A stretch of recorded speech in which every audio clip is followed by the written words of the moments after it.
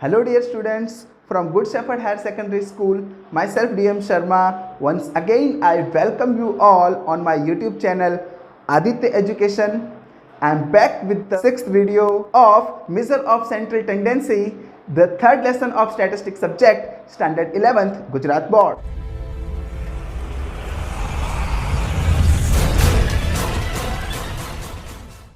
So guys, in the last video we have seen geometric mean and we were discussing about the positional averages, in which we had discussed about median. Today we are going to solve the sums of median related to grouped data and ungrouped data. So without wasting time, let's start. So friends, in the last video we were discussing about the positional averages. Among them we had started median. We have seen the formulas of median for grouped data and for ungrouped data. So today we will solve all kind of sums related to median. We will include each and every formula of median. So let us start with the first example for ungrouped data. The question is, find the median of the following data, and the observations are given to us: 38, 25, 20, 31, 15, 26, 15, 28 and 30. So friends, our first step to solve this kind of sum is to arrange all these observations in ascending order. So here you can see we have arranged all these numbers in the ascending order. Ascending order मतलब छोटे से बड़ा. इस पूरे group में सबसे छोटा number 15 है, जो कि 2 टाइम्स है, तो हम 2 टाइम्स ही उसे लिखेंगे. 15 के बाद सबसे छोटा नंबर 20 है, 20 के बाद का सबसे छोटा नंबर 25 है, उसके बाद सबसे छोटा नंबर 26, उसके बाद का सबसे छोटा नंबर 28, उसके बाद का सबसे छोटा नंबर 30, और 30 के बाद का सबसे छोटा नंबर 31, और सबसे बड़ा नंबर 38 वो हमने सबसे लास्ट में लिखा है. तो अब असेंडिंग ऑर्डर में सेट करने के बाद हमें ये फॉर्मूला अप्लाई करना होगा, जिसमें median is equal to n + 1 upon 2 observation. n means number of observations. So friends, you can count 1, 2, 3, 4, 5, 6, 7, 8, 9. So here we have 9 observations. So at the place of n, I will write 9. So you can see at the place of n, I have written 9. 9 plus 1 upon 2 will be 10 upon 2, and 10 divided by 2 will be 5th observation. So friends, in our ascending order, we will see the 5th observation, 1st, 2nd, 3rd, 4th and 5th. So our 5th observation is 26. So our median will be 26 here. So यहाँ हमारा ये सम खत्म हो जाता है. तो friends, आप यहाँ देख सकते हैं आपका ये जो n + 1 अपॉन 2 ऑब्जर्वेशन में रखने के बाद ये जो आंसर आया है वो इंटीजर में है, फ्रैक्शन में नहीं है. अगर ये फ्रैक्शन में होता, यानी कि डेसिमल पॉइंट में होता, तो कैलकुलेशन थोड़ी सी अलग होती. चलिए उस टाइप का एक सम अभी हम देखते हैं. So example number 2, find the median of the following data: 25, 15, 5, -12, 8, 0, -5, 7, 18 and 20. So here also friends, our first step is to arrange all these observations into ascending order. तो फ्रेंड्स, असेंडिंग ऑर्डर में arrange करते हुए आपको खास ध्यान रखना है. बहुत से स्टूडेंट्स ऐसी मिस्टेक करते हैं, वो 0 को सबसे छोटा नंबर समझ लेते हैं, लेकिन माइनस का नंबर वो 0 से भी छोटा होता है. आप यहाँ देख सकते हैं, यहाँ पर -12 और -5 दो नंबर्स दिए हुए हैं. तो माइनस का जितना बड़ा नंबर होगा वो ओरिजिनल में उतना ही छोटा माना जाता है.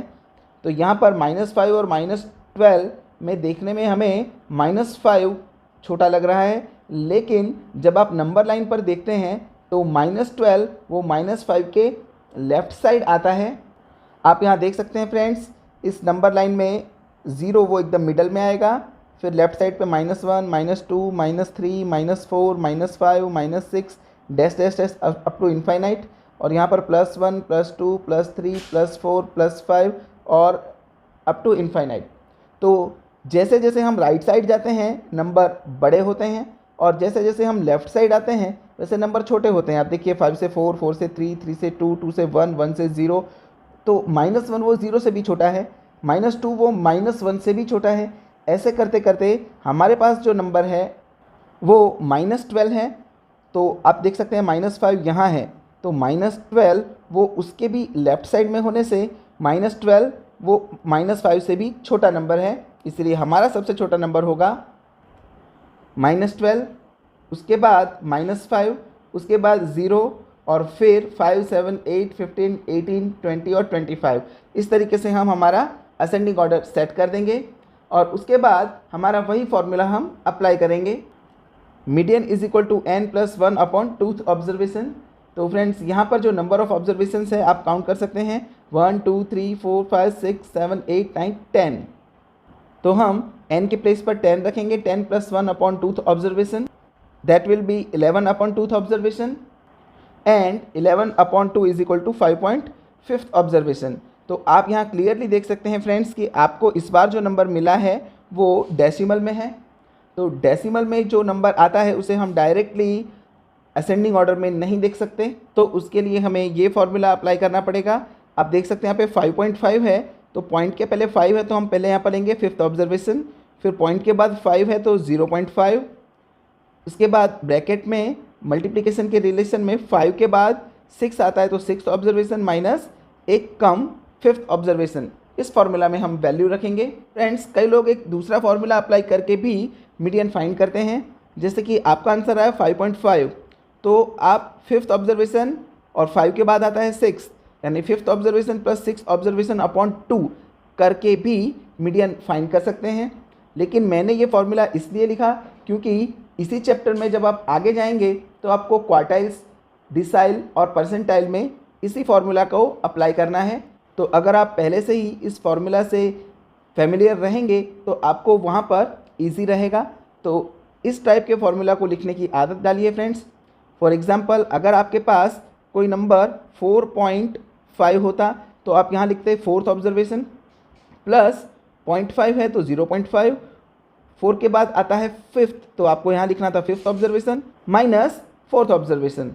तो बड़ा ही आसान तरीका है फ्रेंड्स फॉर्मूला बनाने का, तो इस टाइप के फॉर्मूला बनाने की आदत डालिए। अब जब आप असेंडिंग ऑर्डर में देखेंगे तो आपको 5th ऑब्जर्वेशन मिलेगा 7। आप देख सकते हैं हमारे असेंडिंग ऑर्डर में 1st, 2nd, 3rd, 4th, 5th, तो हमारा जो 5th ऑब्जर्वेशन वो है 7 और जो 6th ऑब्जर्वेशन है वो है 8।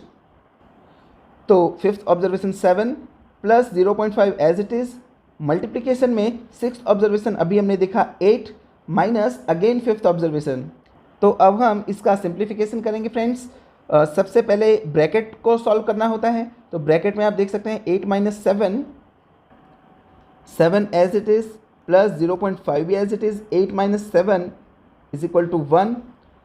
Now before addition we have to do multiplication, so 0.5 into 1 will be 0.5. Now we can add 7 plus 0.5 will be 7.5. So our median will be 7.5. तो फ्रेंड्स यहाँ हमने अनग्रुप्ड डेटा के दोनों टाइप के सम्स देखे। जब number of observations odd number में हो, जब भी number of observations odd number में होंगे जैसे कि 7, 9, 11, तो आपको कभी भी इस टाइप का फॉर्मूला अप्लाई करने की ज़रूरत नहीं पड़ेगी। आपका जो n+1 अपॉन 2 आएगा वो इंटीजर में आएगा, और इंटीजर में आएगा तो आप डायरेक्टली असेंडिंग ऑर्डर में उस नंबर का ऑब्जर्वेशन फाइंड करके मीडियन फाइंड कर सकते हैं। और जब भी आपको number of observations even number में देंगे तब n+1 अपॉन 2 वो हमेशा फ्रैक्शन में आएगा, और फ्रैक्शन में आएगा तो आपको इस टाइप का फॉर्मूला अप्लाई करना पड़ेगा। तो फ्रेंड्स हमारे अनग्रुप्ड डेटा के सम्स हमने देखे, अब हम ग्रुप्ड डेटा के सम्स देखेंगे। So in the group data first of all we will see the sum of discrete frequency distribution. Friends discrete frequency distribution का मतलब होता है आपको इस तरीके से xi यानी कि ऑब्जर्वेशंस और fi दिए होंगे। तो इस टाइप का सम सॉल्व करने के लिए भी हमारा जो सबसे पहला स्टेप था वो था कि arrange the xi in the ascending order. तो आप देख सकते हैं यहाँ पर 2, 1, 4, 0, 3, 5 ये सभी ऑब्जर्वेशंस असेंडिंग ऑर्डर में नहीं हैं। तो सबसे पहले हम इन्हें असेंडिंग ऑर्डर में सेट करेंगे, तो उसके लिए हम एक टेबल तैयार करेंगे। तो फ्रेंड्स आप देख सकते हैं xi में जो सबसे छोटा नंबर है वो है 0, तो वो हम सबसे पहले लिखेंगे 0। लेकिन उसके साथ साथ आपको ये बात भी ध्यान रखनी है कि ज़ीरो के सामने जो फ्रीक्वेंसी है वो ज़ीरो के सामने ही आएगी। आप फ्रीक्वेंसी को असेंडिंग ऑर्डर में सेट नहीं करेंगे और ना ही फ्रीक्वेंसी को एज इट इज़ रहने देंगे। तो फिर से मैं रिपीट करता हूँ, हमारा सबसे छोटा ऑब्जर्वेशन है ज़ीरो, तो वो हमने सबसे पहले लिखा। उसके सामने की जो फ्रीक्वेंसी थी वो हमने उसी के सामने लिखी है। अब ज़ीरो हम लिख चुके हैं। ज़ीरो के बाद का जो सबसे छोटा ऑब्जर्वेशन है वो है वन, तो वन हम सेकेंड नंबर पे लिखेंगे और वन के सामने जो फ्रीक्वेंसी है 12 वो हम वन के सामने ही लिखेंगे। अब फ्रेंड्स हम वन भी लिख चुके हैं। अब वन के बाद का जो सबसे छोटा नंबर है वो है टू, तो यहाँ हम टू लिखेंगे और टू के सामने की जो फ्रीक्वेंसी है वो हम टू के सामने ही लिखने वाले हैं, तो यहाँ हमने टू भी लिख दिया। अब टू के बाद का जो सबसे छोटा नंबर है वो है थ्री, तो हम यहाँ पर थ्री लिखेंगे और थ्री के बाद की जो फ्रीक्वेंसी है नाइन वो हम थ्री के सामने ही लिखने वाले हैं। और थ्री लिखने के बाद जो सबसे छोटा नंबर है वो है फोर, तो हम यहाँ पर फोर लिखेंगे। फोर के सामने वाली जो फ्रीक्वेंसी है फाइव वो हम फोर के सामने ही लिखेंगे। और एट लास्ट ऑब्जर्वेशन बचता है हमारे पास फाइव, और फाइव के सामने जो फ्रीक्वेंसी है वो है वन। तो फ्रेंड्स इस तरीके से हम दिए गए सभी ऑब्जर्वेशंस को असेंडिंग ऑर्डर में सेट करेंगे। अब फ्रेंड्स हम CFI यानी कि क्यूमुलेटिव फ्रीक्वेंसी फाइंड करेंगे और उसके लिए जो फर्स्ट फ्रीक्वेंसी है वो हम एज इट इज़ रहने देंगे। इसके बाद इस क्यूमुलेटिव फ्रीक्वेंसी के अंदर नेक्स्ट फ्रीक्वेंसी को हम प्लस करेंगे। आप देख सकते हैं 8 प्लस 12 वो हो जाएगा 20। अब इस CF के अंदर हम इसके बाद वाली फ्रीक्वेंसी को प्लस करेंगे, यानी 20 plus 18 will be 38। In the same way 38 plus 9 will be 47 and 47 plus 5 will be 52 and 52 plus 1 will be 53। तो फ्रेंड्स यहाँ हमारा जो n है वो भी 53 ही होगा।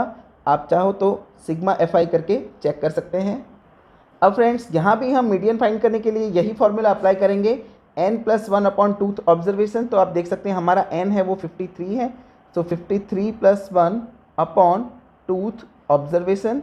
सो 53 plus 1 means 54 upon two th observation. अब फ्रेंड्स 54 अपॉन 2 वो होता है 27th observation.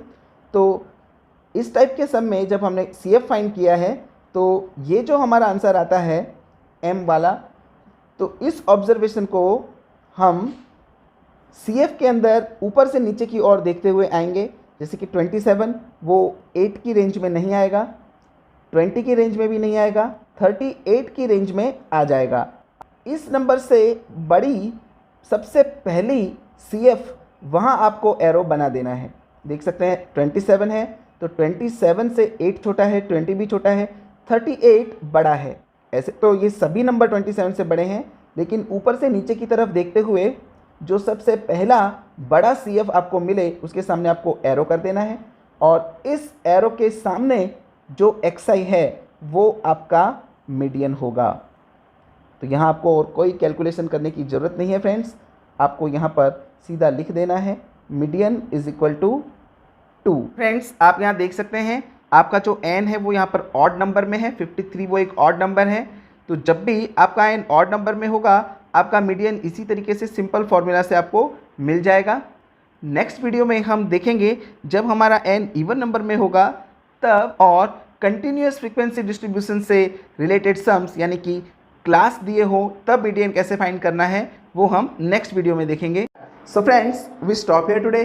I hope you all have understood the methods, formulas and sums that I have explained. If you have any doubt, you can ask me in the comment section, या आप मुझे मेरे email ID पर भी mail कर सकते हैं। If you still have not subscribed my channel, then please subscribe it and press the bell icon button so that you can get the notifications of my next videos on the very first day. Friends, अगर आपको video पसंद आया है तो please उसे like करें, अपने friends में शेयर करें और अपना कीमती कमेंट हमें दें ताकि हमें ऐसे ही इंस्पिरेशन मिलती रहे। बहुत जल्द मुलाकात होगी आपसे अगले वीडियो में।